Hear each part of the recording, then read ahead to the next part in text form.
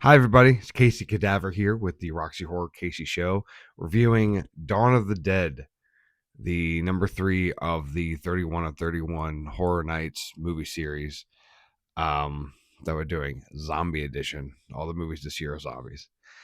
And I just finished watching this movie for the first time, or for the second time, uh, in 15 years. Like, it didn't hit me back then, and I'm going to say it didn't hit me again this time. Um, but I also have gained a little bit more of an appreciation for it, as well as less appreciation for it, which is weird. Um, I love um, what's his name, Ken Foray, so much more. I think he carried this movie hardcore. Um, Everybody else did their part. And it's like quintessential 1970s acting, right? It's quintessential. Just it seems almost more like they got their buddies to fill roles and than just say lines as like deadpan. Maybe that's part of it. That's possible, or cartoonishly. But I mean, if it's playing somewhere and there's a bunch of people watching it, I'll go see it. Um, but by myself, probably not again. I don't know. Like they had Tom Savini again, who does amazing makeup and effects. And I don't know. I don't know how it's just the makeup is just face paint, just blue face paint on everywhere. Even on the darker skinned people. It's like it's just everybody's just in Smurf cosplay. And I can't get over it, especially when it doesn't quite go around the eyes well.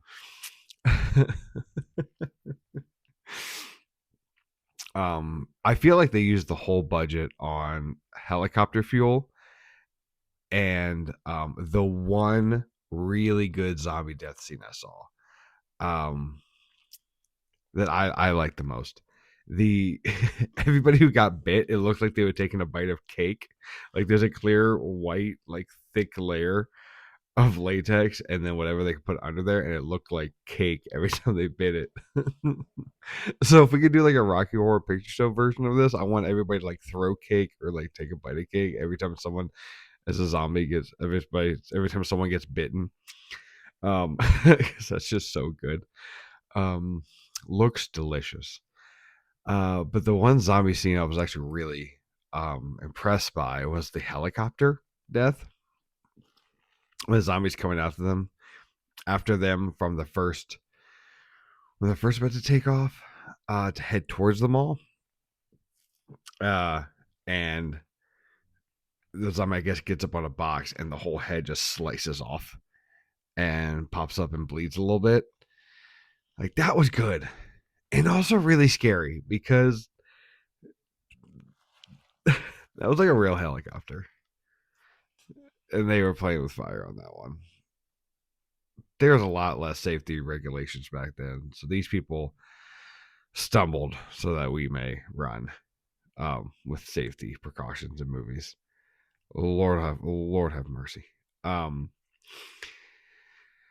so the beginning it was kind of confusing. The whole news setting. It definitely looks like there's supposed to be people who are upset or don't believe this apocalypse is happening or the zombie virus is happening. Other people do. It was hard to tell who's on whose side or who's arguing what for the majority of that scene.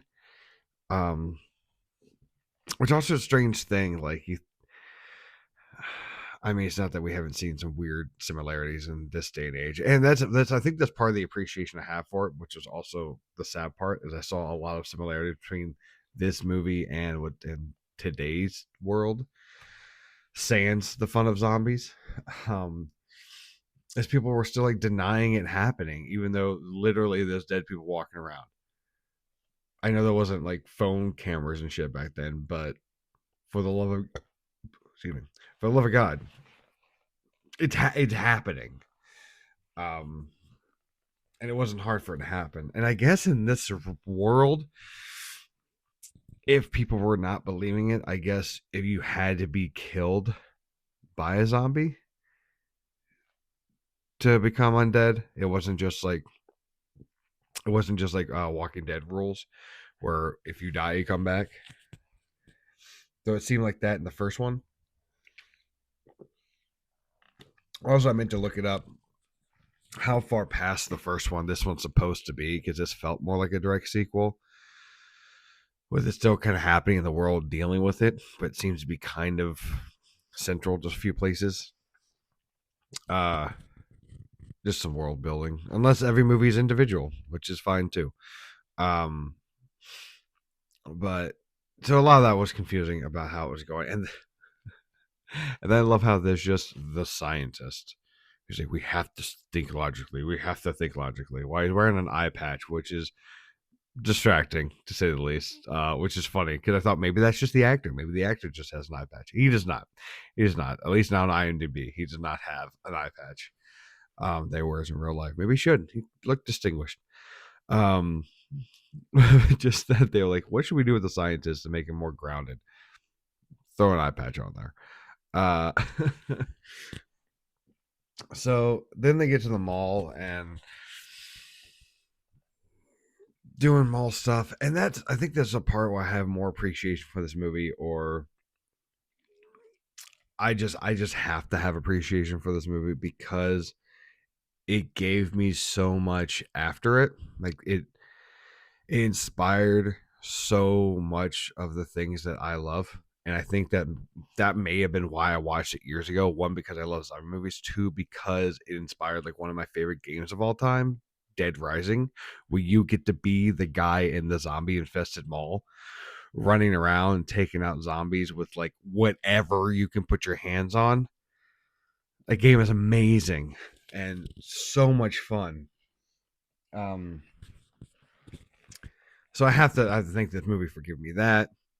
Further zombie movies and the Day of the Dead remake or the Dawn of the Dead remake is amazing. It is so cool. And watching the simulate, and I think that's another part where I appreciate this movie more.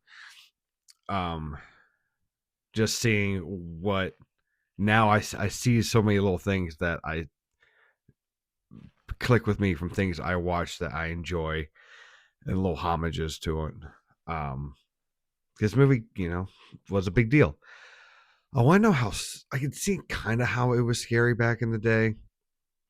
Um, but some of the fight scenes were pretty god awful as well. Um, I don't know, not not my favorite. Uh, with the Raiders coming in, like that was realistic. But the fact that there's Raiders now, like we're mixing apocalyptic, like really post-apocalyptic Raider style stuff with, there's still news on the TV. Um, but it is funny to see. And this is gonna be really lame. It is fun to see back then, being 1978, how openly and seemingly okay it was for them to talk about abortion. Like it was a regular option, which it is, but it didn't seem as divisive. Uh, um, but of course, she's pregnant and emotional, and it was nice to see her like be kind of logical, like be the only one who says this place is a prison. You guys don't see it for what it is. Like it's nice, it's nicely wrapped for you guys, but we need to leave. She was right, which was good foreshadowing. Why? See, this is why I don't like motorcycles. They seem to just get in people's heads and they just ruin really good things for everyone. The there's always that one guy who just loses their mind in these movies when there really is no need to. Like the dude who just went straight up cowboy. What do they call his name? Roger. when they're trying to move the trucks and just block the windows and the doors. It's like, you guys haven't made, you know, you guys are gonna make this whole place together, and he just kind of goes super cowboy, overexcited, and gets freaking bitten by doing dumb shit. It was like way too early for people to lose their fucking minds that way. As someone who's never actually been in a zombie apocalypse, so you know, cast the first stone through the glass door of the mall here. Um, One thing I did notice that I really liked, Romero seems to have this one sound of a moaning female zombie that I heard a few times. That's definitely in Day of the Dead. It's like the really sad moaning, and it just kind of makes me smile about thinking back then when I'm making these movies and recording either extras or making sound bites or moans from zombies, and like him falling in love with a couple of the sounds that he was like, oh no, I want to use that one again. Where's that one? Oh yeah, where's that one we recorded for that person? That was really good.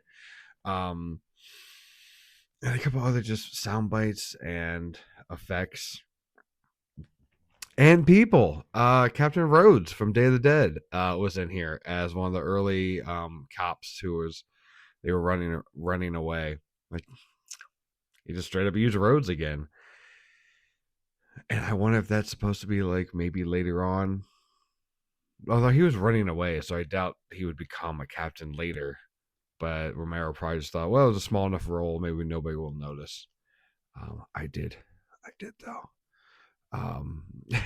He had that same like starey, crazy eye, like, what are you guys doing? He was Rhodesing pretty hard, even before he was Rhodes, so that was cool. Um, though I will have to say my favorite part about this movie, um, is Steven the zombie. Oh, Steven the zombie. Yeah, we'll just go with that. Steven the zombie is fantastic. Like once he turns, I'm saying, what is his name? David Inge.